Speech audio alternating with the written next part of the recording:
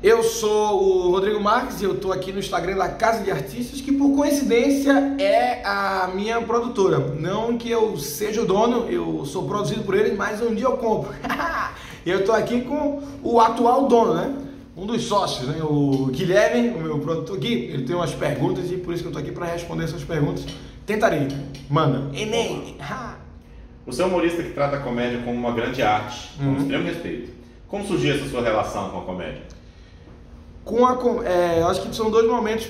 Primeiro foi eu tive uma relação com a arte, mas a arte do teatro, que eu me apaixonei. O meu pai, ele era ator e diretor de teatro. Isso fez com que eu passasse a minha infância e adolescência toda dentro do teatro. Muito novo, eu vivia assistindo todas as peças e quando adolescente eu comecei a trabalhar no teatro. O meu pai criava umas funções para mim, tipo auxiliado de roteirista, auxiliado contra a regra, nem existiam as funções, mas aí eu ficava lá no meio e eu via tudo aquilo acontecendo. E o meu pai, ele queria que eu fosse ator, sendo que eu sempre fui muito tímido. Eu disse: pai, não tem condições, pai, eu não tenho condições de eu atuar. E ele queria, porque os amigos dele tinham filhos e os filhos atuavam, tinham peças às vezes que era com elenco infantil e ele queria me colocar de qualquer jeito. Eu não tinha coragem de falar com as pessoas, quanto mais de subir num palco para falar com centenas de pessoas. Eu disse: não tem condição nenhuma.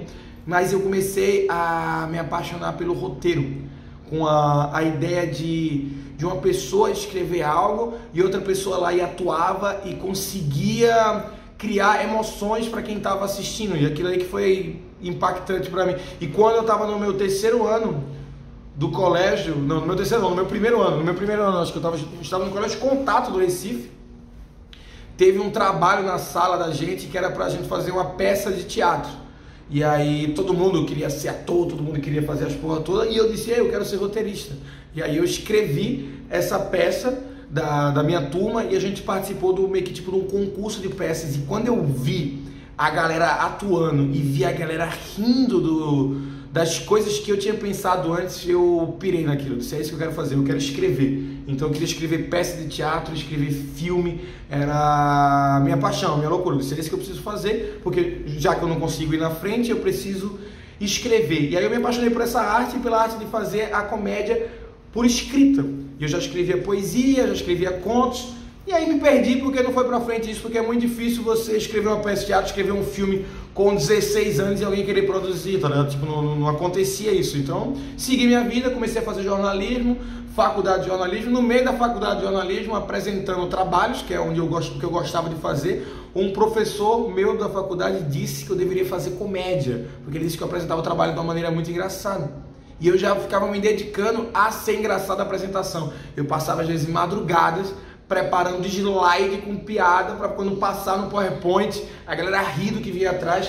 Então começou na minha faculdade lá, viu as galera da outra sala para assistir a apresentação que eu tinha sobre algum tema. E quando esse professor falou que eu devia fazer stand-up e eu fui ver o que era stand-up, eu descobri que stand-up era meio que apresentar o trabalho, sendo que para uma plateia, e eu podia escolher o tema, e esse tema ele podia ser roteirizado como uma peça de teatro que eu tinha feito antes.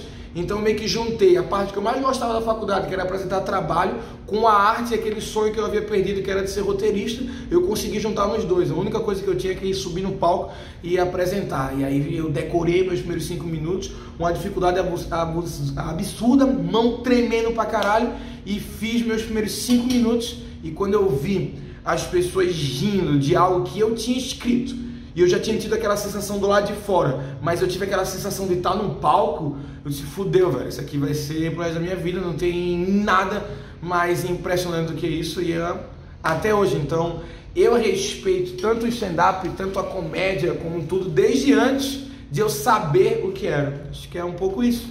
É isso? Excelente. Segunda pergunta aqui, você é do Recife. Segunda? Pensei que era só uma. Não, tem mais duas. Você é do Recife. Sou do Recife. Se tornou um grande celeiro de bons humoristas. Um grande celeiro, porra, tem gente boa demais lá. Que, na sua opinião, fez com que a cena de lá se tornasse tão interessante quanto é hoje? O que é que fez essa cena surgir tanto humorista lá?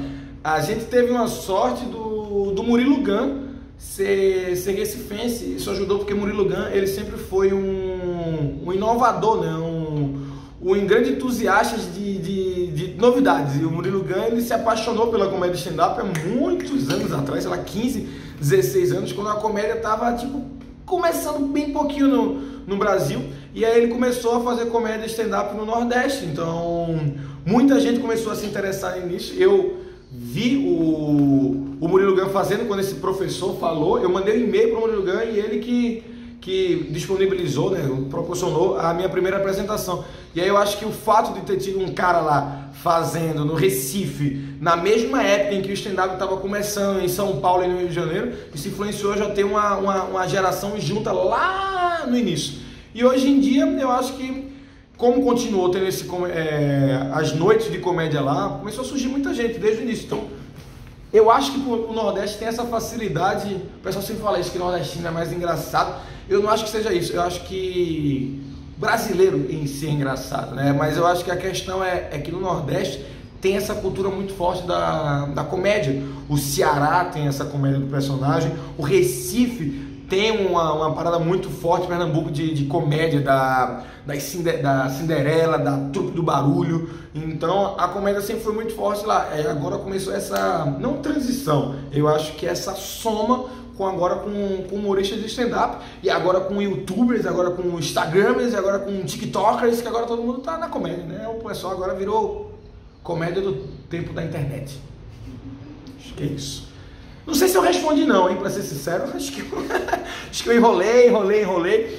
Mas eu acho que é um pouco isso. O Murilo Gun, tentado lá no início, ajudou a ter noite de comédia stand-up no Recife, desde que tem stand-up no Brasil, tá ligado? Eu acho que isso foi um grande fator pra ter comédia sempre. E aí teve eu e o Bruno Romano. Porra, isso é importante. Eu e o Bruno Romano, a gente fez 2 workshops de stand-up lá no Recife, que isso também ajudou pra caralho a começar uma outra galera. E não era um workshop que a gente queria ensinar comédia. O workshop é uma troca de ideia. A gente queria conversar com as pessoas, só para as pessoas não começarem tão perdidas como eu e o Bruno começou. Então, isso pautou um pouco a galera até como negociar com os bares, como abrir outras noites, como ter noites de teste. Então, eu acho que Recife tem uma base muito forte e cada vez vai surgir mais gente. Eu acho que é isso.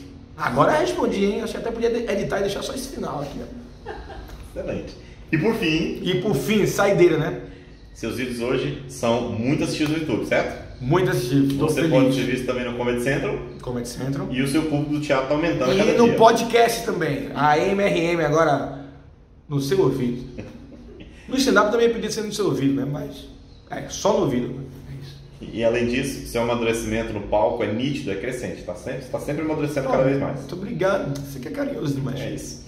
Então, a que você atribui esse reconhecimento que você está tendo hoje em dia, baseado na sua luta dentro do stand-up? Aqui eu atribuo o meu reconhecimento.